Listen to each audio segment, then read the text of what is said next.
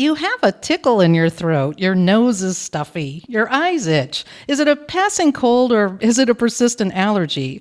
Well, today we'll identify common allergy symptoms, tips for helping with them, and treatment options.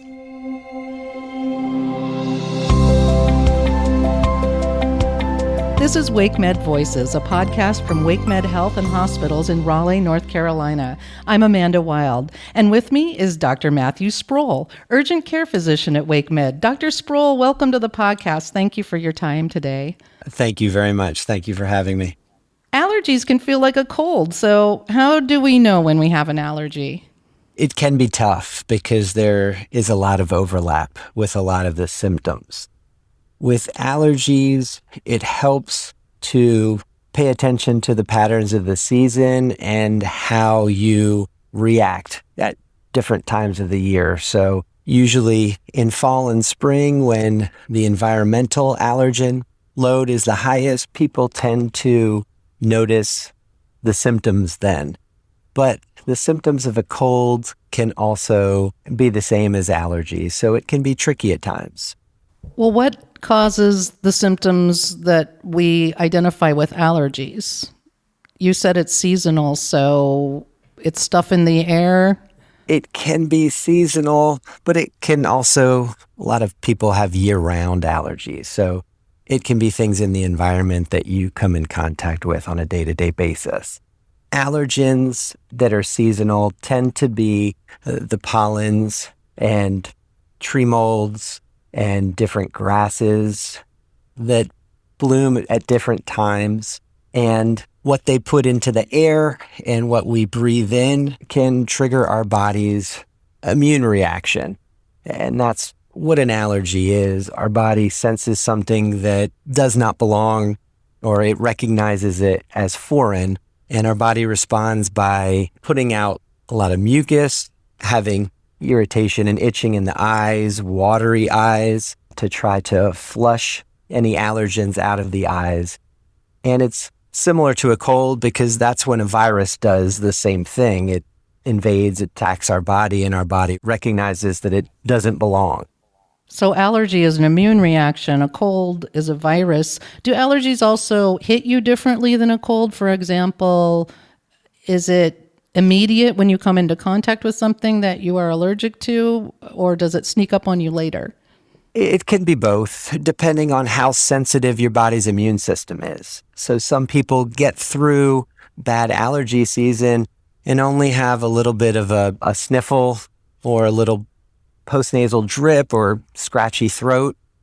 And the similarities to a virus are the symptoms we get from a viral infection is our body's immune system reacting to that virus the same way our body's immune system would react to an allergen. But usually with allergies, it is the combination of sneezing, runny nose, stuffy nose, maybe itchy or watery eyes, maybe red eyes, that all tend to happen together, but sometimes one before the other. Now, I often say to people that I have a chemical sensitivity because certain cleaning chemicals and perfumes make me cough and sneeze. But what really is a sensitivity, and when is that an actual allergy, or are they the same? They are the same. What is sensitive is your immune system.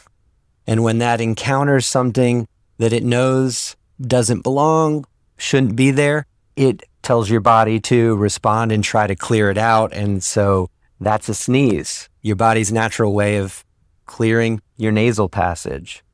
So there's the sneeze, and coughing is sort of the same thing, I imagine. You're just trying to get rid of whatever it is that your body is saying doesn't belong. Yeah, a cough is like the lungs' way to sneeze.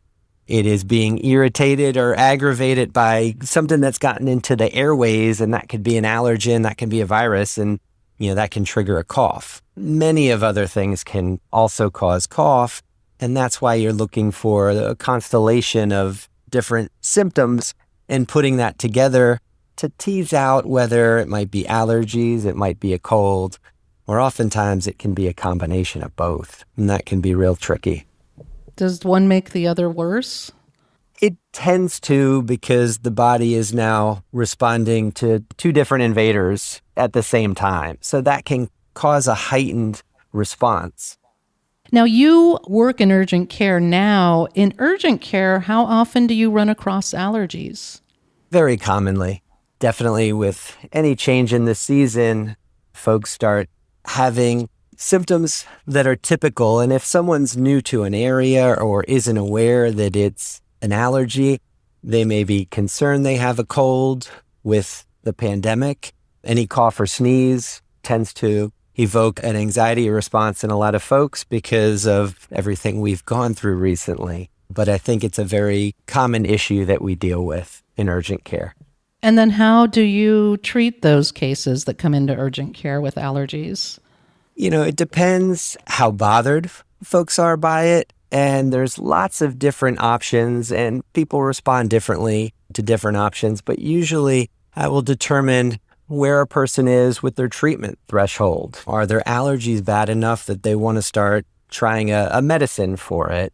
The common treatments for allergies are now mostly available over the counter, which is very helpful in managing them.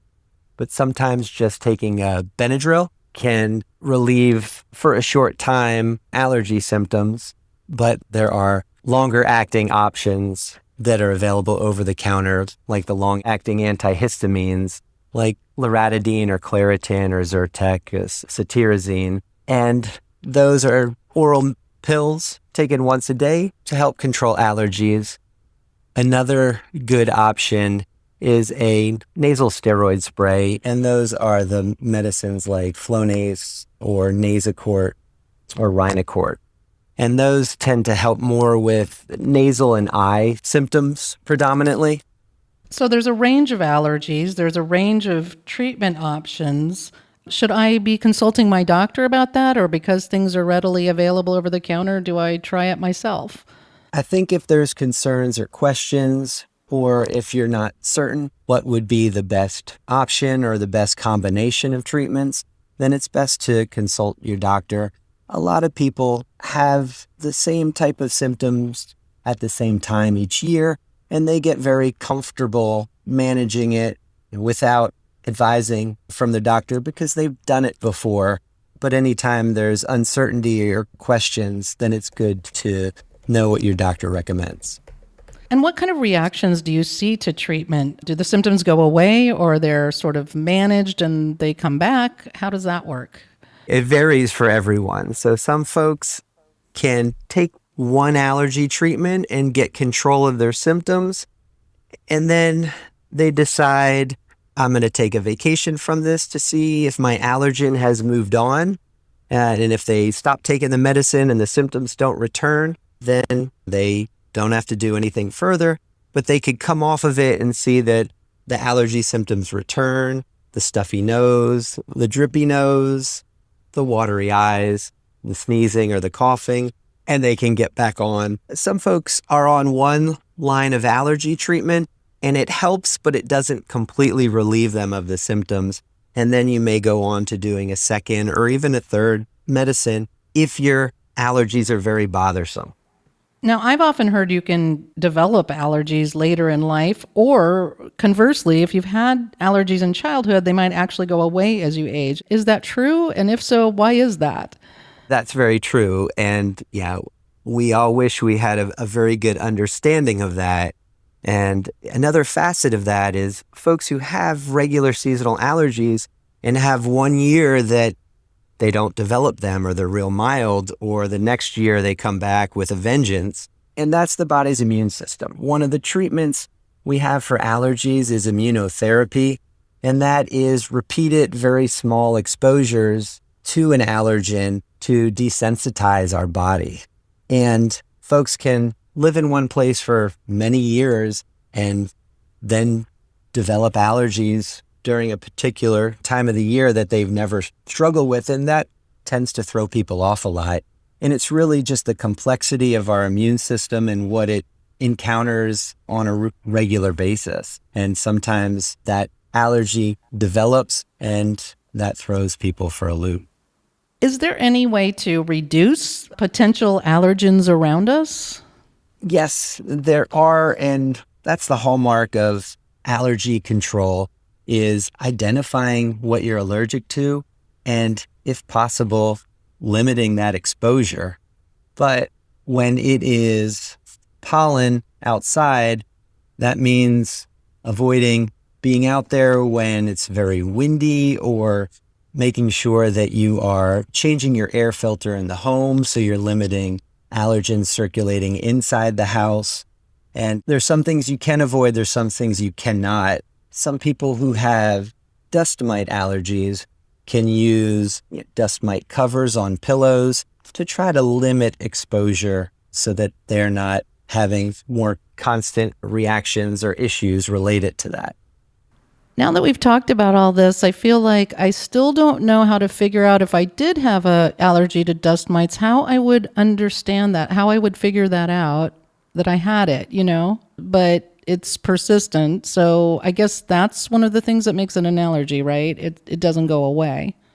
It would be chronic symptoms, that aren't, going away, or if you start putting dust mite covers on that help limit exposure, that improve symptoms. But there are ways of doing testing, either blood tests to see how your antibodies react or the amount of antibodies that react, or doing a skin test where you are given a small amount of allergen and you watch for the reaction on the skin of your immune system to that allergen. So there are ways of figuring it out that can be very helpful, but they have to fit with what's happening clinically. So it sounds to me like when you have these kinds of symptoms, you have to be really aware of your environment and what's going on around you, that awareness is key.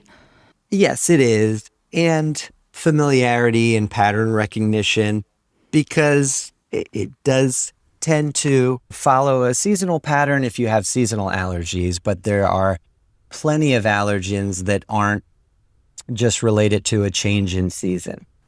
So make sure you notice what's around you if you have these symptoms. And if you do have allergies, diagnosis and treatment can make a significant difference. So that's nothing to sneeze at. Sorry, I had to say it. Thank you, Dr. Sproul, for this useful information that affects so many of us. I appreciate your being here. My pleasure. Thank you again for having me. To learn more about WakeMed Urgent Care, please visit wakemed.org. I'm Amanda Wild with WakeMed Voices, brought to you by WakeMed Health and Hospitals in Raleigh, North Carolina.